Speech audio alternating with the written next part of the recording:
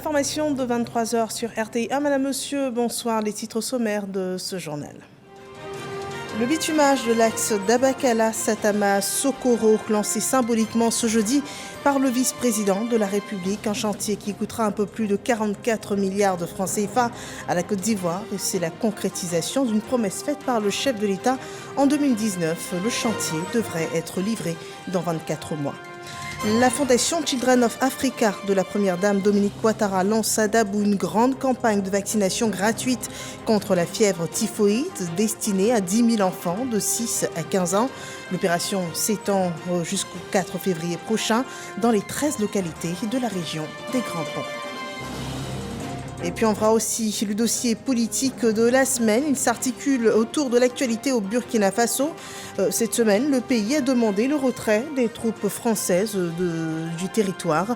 Quelle stratégie donc a le Burkina Faso pour la lutte contre le terrorisme? Le pays a-t-il les ressources nécessaires pour garantir seul ou avec d'autres partenaires l'intégrité de son territoire? On voit cela dans la suite de cette édition.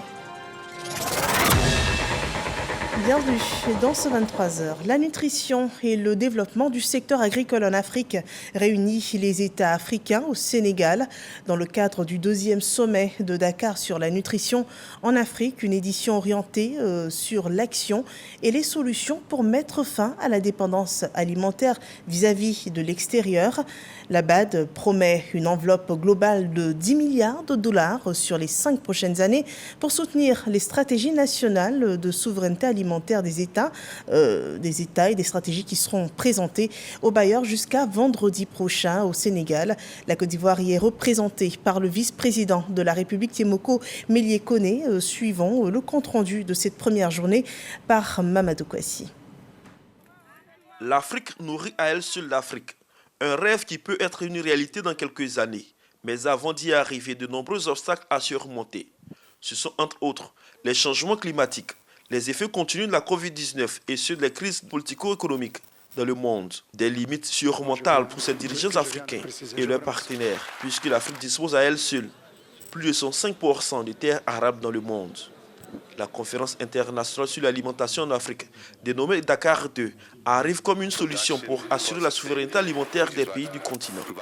Dakar 2 veut s'inscrire résolument dans la dynamique de l'Afrique des solutions. Une Afrique donc qui puise dans son énorme potentiel pour se nourrir par elle-même et aider à nourrir le monde. C'est notre raison d'être ici aujourd'hui à Dakar.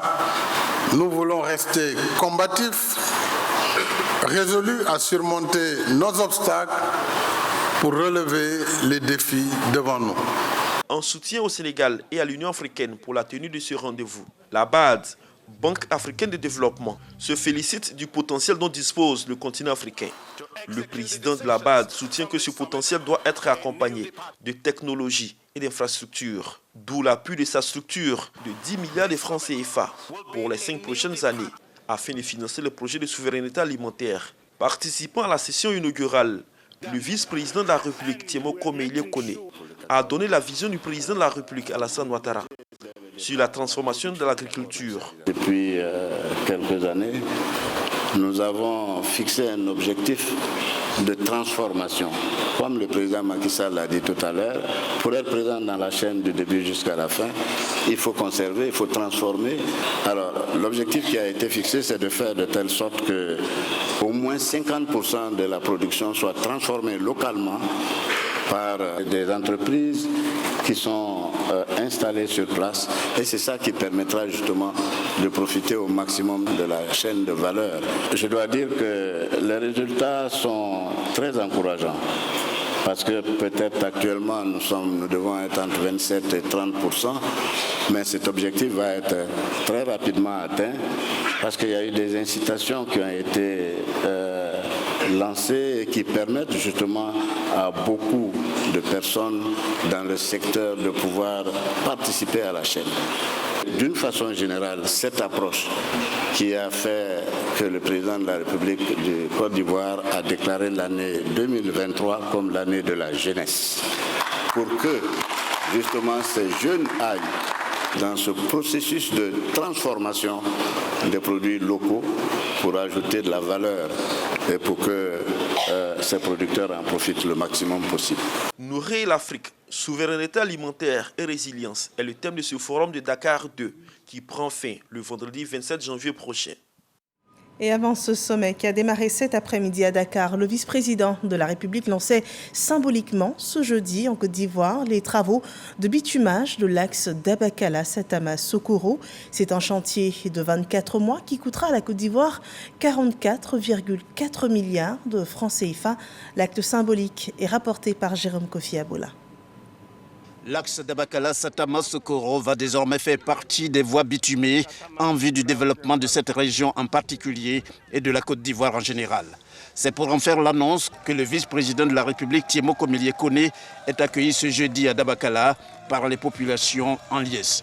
Population ici représentée par le maire de Dabakala et le député de Satama-Sokoro, Satama-Soukoura, Bassawa, comme porte-parole. Excellence, Monsieur le vice-président, vous sentez avec nous la ferveur des populations, c'est pourquoi nous vous demandons de bien vouloir déposer vos bagages et disposer des clés de la ville afin que vous reveniez à la maison voir vos parents et vous reposer dans le Djimini chaque fois que le besoin se fera sentir.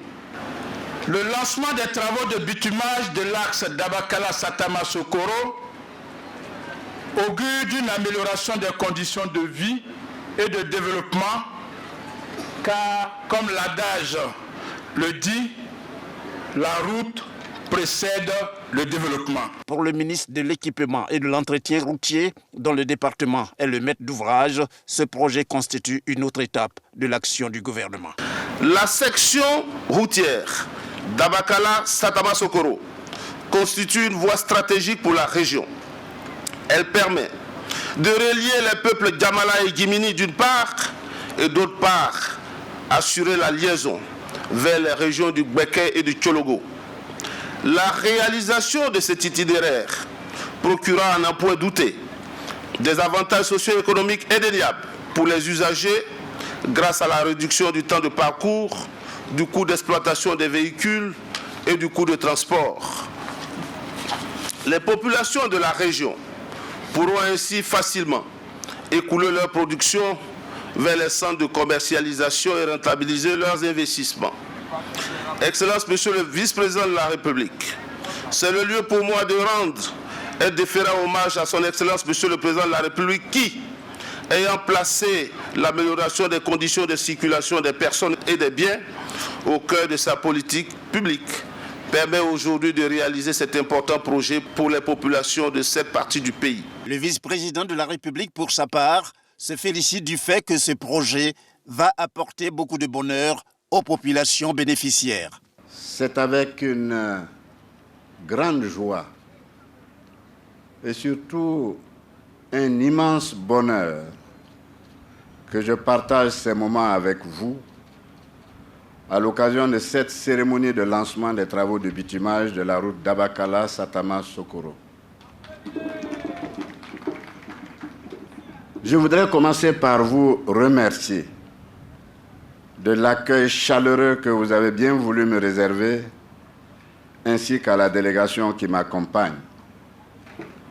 Votre mobilisation exceptionnelle est le témoignage de votre hospitalité légendaire et de votre reconnaissance surtout au président de la République, son Excellence Alassane Ouattara, pour ses actions de développement en faveur de notre département.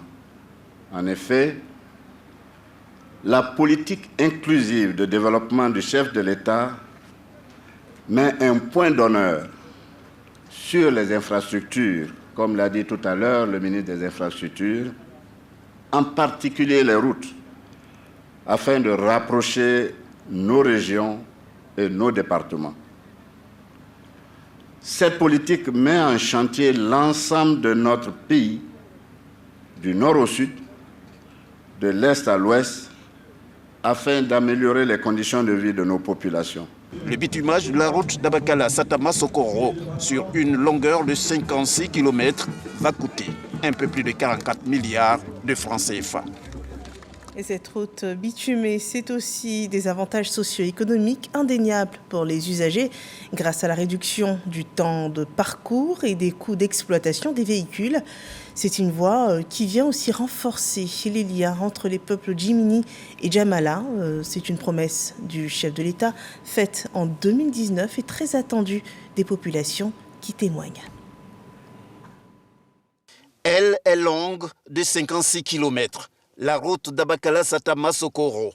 Son bitumage, annoncé par le vice-président de la République ce jeudi 26 janvier 2023, ne peut que faire des heureux, comme en témoignent quelques ressortissants de cette localité, désormais sur la voie du développement. C'est une voie qui vient ouvrir Dabakala, j'allais dire, au reste du monde. Parce qu'en passant par Dabakala, pour aller à Bouaké, c'est la voie la plus proche, la plus courte, 120 km. Et depuis notre enfance, on nous disait que cette voie devrait être bitumée. Aujourd'hui, c'est une réalité. C'est tout le peuple Jimini qui dit merci au vice-président de la République qui est venu poser la première pierre et le président de la République, son Excellence Alassane Ouattara, qui en a donné l'autorisation. Je remercie d'abord le président de la République, le président Alassane Ouattara, qui, du jour et nuit, sont en train de se battre pour cette région, en train de se battre pour la Côte d'Ivoire, pour que les filles et les filles de ce pays soient libres. Parce qu'ils nous disent que la route procède le développement. Effectivement, nous sommes très heureux, très contents. Avec cette route, ça va désenclaver toute une population.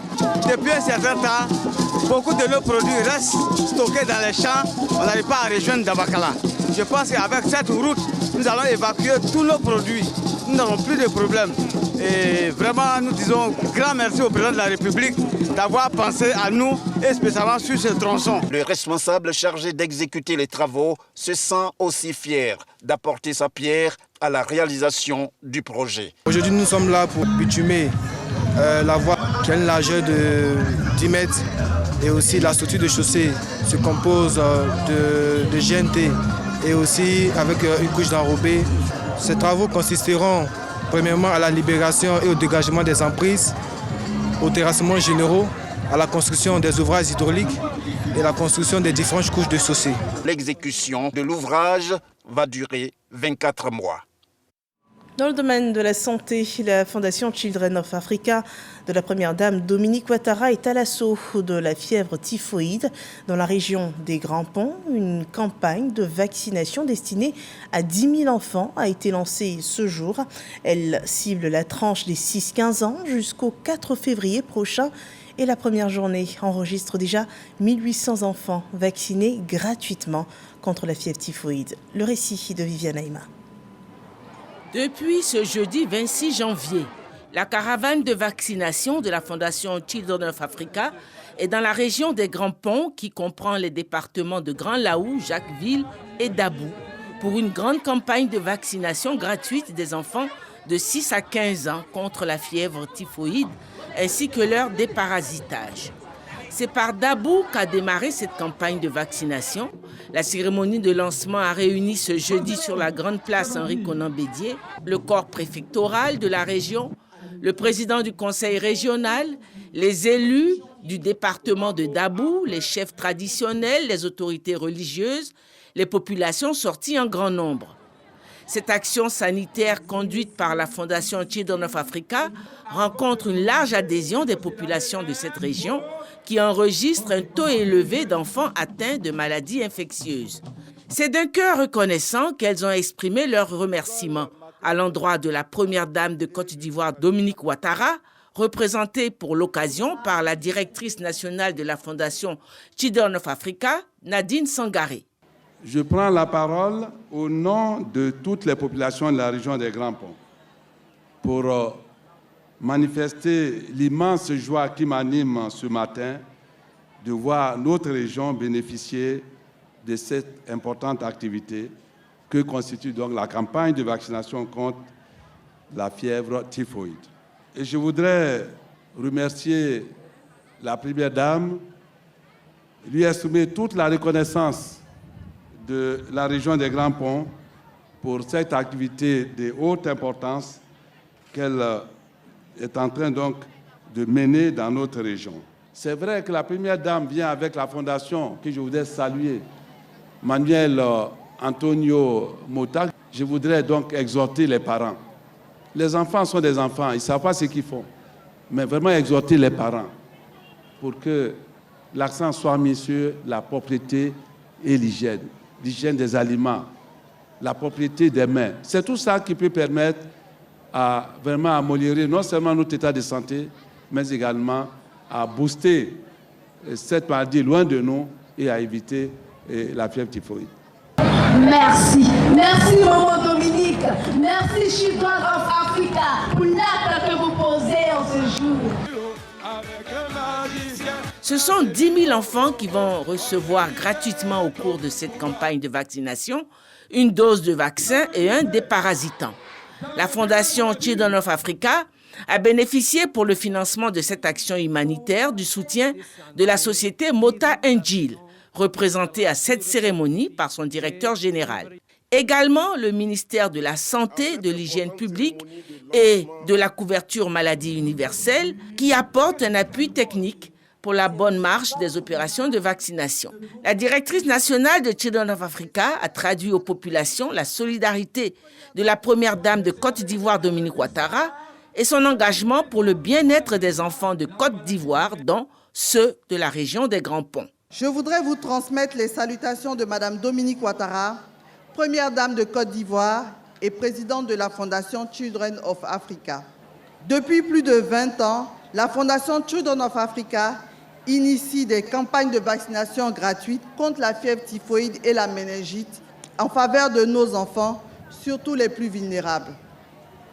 À ce jour, nous avons vacciné plus de 85 000 enfants et nous avons également fait déparasiter plus de 170 000 enfants. Cette année, la Fondation est heureuse de relancer ses activités sur le terrain. Dans le secteur de la santé, Madame la Première Dame a pensé à ces enfants de la région des Grands Ponts en organisant la présente campagne de vaccination contre la fièvre typhoïde. Ce sont au total 10 000 enfants de 6 à 15 ans qui recevront gratuitement le vaccin contre la fièvre typhoïde. Du 26 janvier au 4 février 2023, nos équipes sillonneront les départements de Dabou, Grand Laou et Jacquesville et se rendront dans 13 localités que sont Dabou, Toupa, Petit Badien, Lopou, Nouvelle-Osrou, Irobo, Atoutoua, Grand Laou, Bakanda, Awanou, Ebonou, Toukouzou et Jacquesville.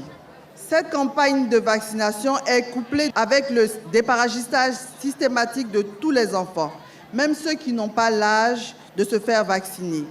La campagne pour la vaccination gratuite des enfants de 6 à 15 ans contre la fièvre typhoïde est ainsi lancée depuis ce jeudi 26 janvier dans la région des Grands Ponts. Et voilà, la vaccination, moyen de lutte efficace contre les maladies bactériennes, mais aussi les virus tels que la Covid-19. Voyons d'ailleurs le point de la lutte en Côte d'Ivoire contre le coronavirus.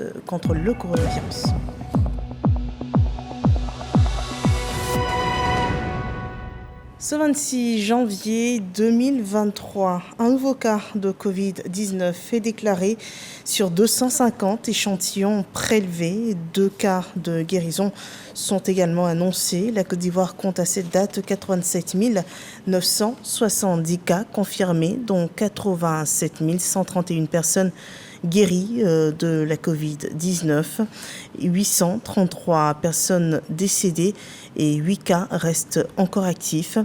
Au total, pour la vaccination contre la Covid-19, au moins 24 480 576 doses de vaccins anti-Covid ont été administrées jusqu'à cette date sur le territoire ivoirien. Parlons de partenariat diplomatique entre la Côte d'Ivoire et la région du Québec au Canada pour l'éducation. La chef de la diplomatie ivoirienne, Candia Camara, recevait ce jour son homologue du Québec, Martine Biron, Les échanges portaient sur la formation professionnelle et l'économie. Le détail dans ce reportage d'Abdoulaye Koné. Kandia Camara apporte un toast à son homologue du Québec. Nommée à la tête de la diplomatie de son pays il y a seulement quelques mois, Martine Biron s'intéresse à plusieurs secteurs d'activité de notre pays. Nous avons des choses à prendre de la Côte d'Ivoire et la Côte d'Ivoire a des choses à prendre du Québec et nous avons l'intention de partager nos connaissances dans un contexte où nous sommes tous les deux francophones, nous partageons la même langue, alors il y a une facilité à pouvoir collaborer avec les Ivoiriens. Après son exposé sur la résilience de l'économie ivoirienne, la ministre d'État, ministre des Affaires étrangères, de l'intégration africaine et de la diaspora a incité le Québec à prendre sa part d'investissement en Côte d'Ivoire. Nous avons décidé d'industrialiser notre économie avec toutes ces industries qui se créent. Nous avons besoin de jeunes pour justement occuper ces postes-là. Donc c'est la raison pour laquelle nous saluons Madame la ministre, sa vision, mais surtout ce qu'elle nous apporte aujourd'hui, cette opportunité aux jeunes de Côte d'Ivoire d'être bien formés et puis être prêts pour aller sur le marché du travail. Cette première visite de Mme Biron à Abidjan démontre l'importance pour le Québec d'approfondir ses relations avec l'Afrique, plus précisément dans le domaine politique et économique. Dans l'enseignement technique, l'actualité enregistre une rencontre entre le ministre Nguessan Kofi et le personnel du lycée technique autour des perspectives du département ministériel. Il s'agit de 2 projets qui sont également annoncés à l'assistance, l'Académie des talents et l'école de la deuxième chance. On en sait plus avec Issa Yeo. L'Académie des talents et l'école de la deuxième chance. Ces sujets ont fait l'objet d'échanges entre le ministre de l'Enseignement technique, de la formation professionnelle et de l'apprentissage et son personnel au sein du lycée technique à Cocody. Kofi Nguessan a dressé à cette occasion le bilan de ses activités de l'année écoulée. Concernant l'école de la deuxième chance, on leur a expliqué que nous avons un stock de jeunes diplômés sans emploi. L'objectif du ministère de l'Enseignement technique, de la formation professionnelle et de l'apprentissage, c'est en synergie avec les entreprises, avec le secteur productif, d'identifier, déterminer les besoins, former ces jeunes et les insérer en activité. Le deuxième axe qui était l'Académie des talents. Alors, c'est un programme qui vise à réhabiliter nos infrastructures, à construire de nouveaux lycées. La pratique du sport dans les établissements techniques et professionnels. Le ministre Kofi Nguessan entend l'intensifier pour développer l'intellect des élèves. Le sport va jouer un très grand rôle parce que le sport va créer les conditions de brassage entre les jeunes. Le sport va faire tomber les barrières entre les enseignants et les étudiants. Le sport va permettre de comprendre les problèmes effectivement des jeunes, les difficultés. Donc, on fait du sport une priorité dans le domaine de la formation technique, de l'apprentissage. Parce que aussi, faire du sport, c'est la santé. C'est le lieu de rappeler que dans le cadre de l'école de la deuxième chance, plus d'une trentaine de jeunes ont déjà été formés en France et insérés dans la vie active. Une dynamique que le ministre Kofi Nguessan promet de poursuivre afin de résoudre la question de l'emploi des jeunes en Côte d'Ivoire. Et les politiques veulent aussi contribuer au développement social dans le pays et des alliances secrètes au RHDP. On enregistre une nouvelle personnalité dans les rangs de ce parti. Il s'agit de Pierre Magne, témoin majeur de cette adhésion, le secrétaire exécutif du parti, Cissé Bakango, et plusieurs cadres du RHDP. Des images et commentaires de son enregistrement au parti des oufouettistes pour le développement dans ce reportage de Sidonie Davila.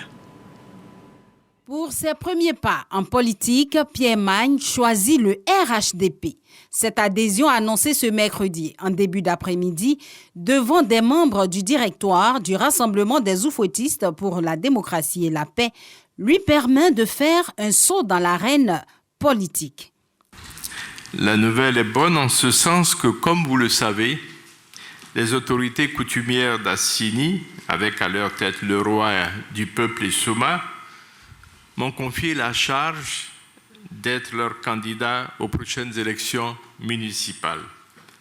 En acceptant donc cette mission qui m'a été confiée, j'ai jugé qu'il était utile de rejoindre le président de la République et son parti, le RHDP, pour l'accompagner dans l'œuvre gigantesque qu'il a entreprise pour le développement de la Côte d'Ivoire en général et pour Assini en particulier. Son engagement a été applaudi par la grande famille du RHDP, symboliquement représentée par des membres du directoire. Pour eux, l'adhésion de cet administrateur de plusieurs sociétés privées et parapubliques du pays est le choix de la raison. En ce moment précis où le Sud Comoé fait partie des régions de la Côte d'Ivoire bénéficiaires de l'œuvre du président de la République, on peut difficilement imaginer qu'au plan politique, Assini ne soit pas dans le train du RHDP.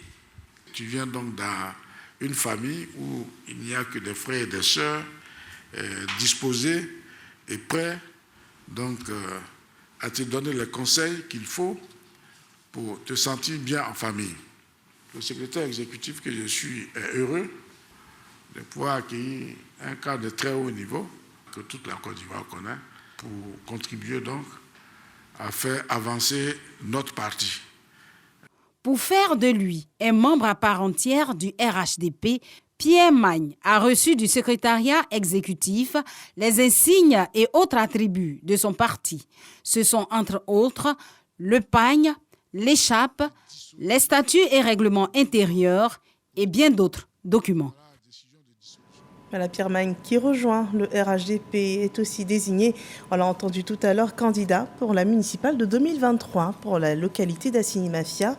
Et pour la commune du Plateau, un autre candidat du parti est désigné et présenté. Il s'agit de l'homme d'affaires Fabrice Sawignon. Il représentera le parti au pouvoir dans la commune du Plateau. Nous passons à présent au dossier politique de ce journal. Il s'articule autour de l'actualité du Burkina Faso qui, cette semaine, a demandé le retrait des troupes françaises. Quelle stratégie de lutte a donc le Burkina Faso contre le terrorisme ? Le pays a-t-il des ressources nécessaires pour garantir seul ou avec d'autres partenaires l'intégrité de son territoire ? On le voit dans ce dossier proposé par Michel Digré.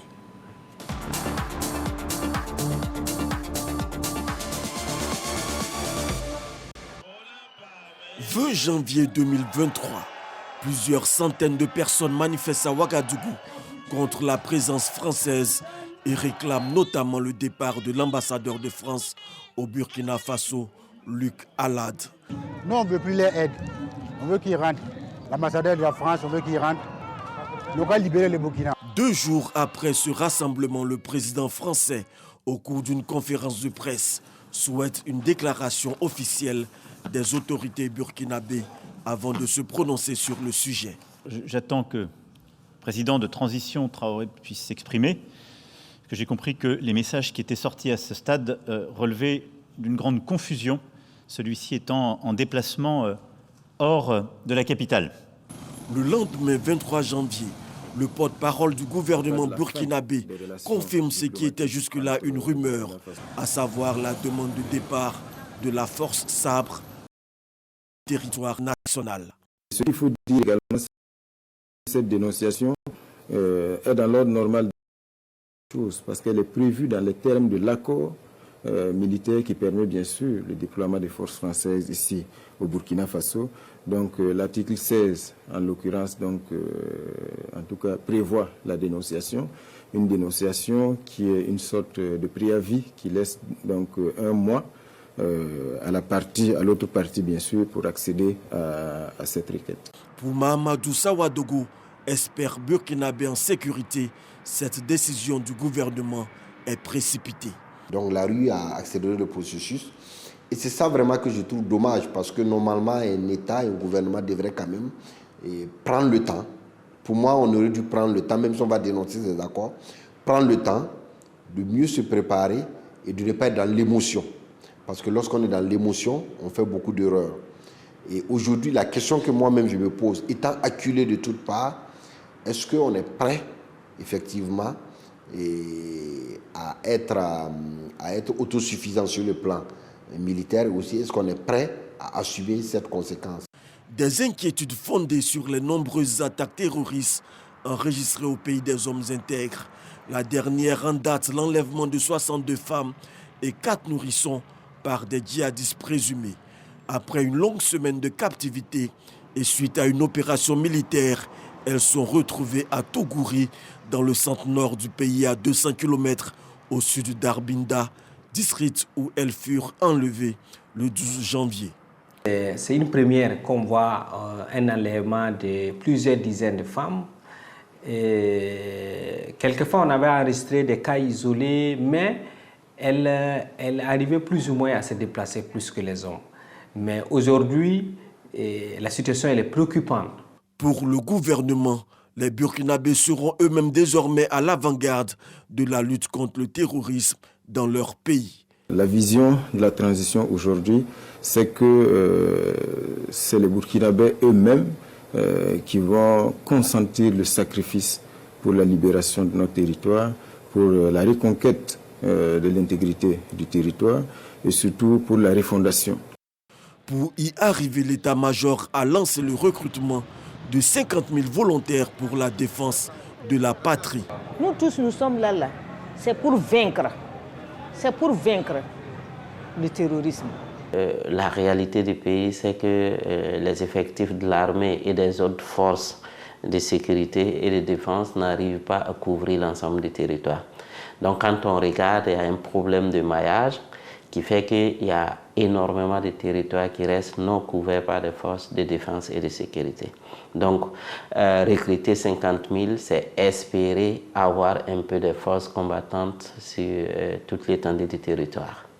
Espérer avoir un peu de forces combattantes sur l'étendue du territoire, le Burkina Faso a-t-il les moyens financiers et militaires pour lutter seul ou avec d'autres partenaires autre que la France? Aujourd'hui, la stratégie militaire qui se décide sur le terrain, c'est le rapprochement clair avec la méthode malienne, l'appui en termes d'équipement et de matériel de l'armée malienne.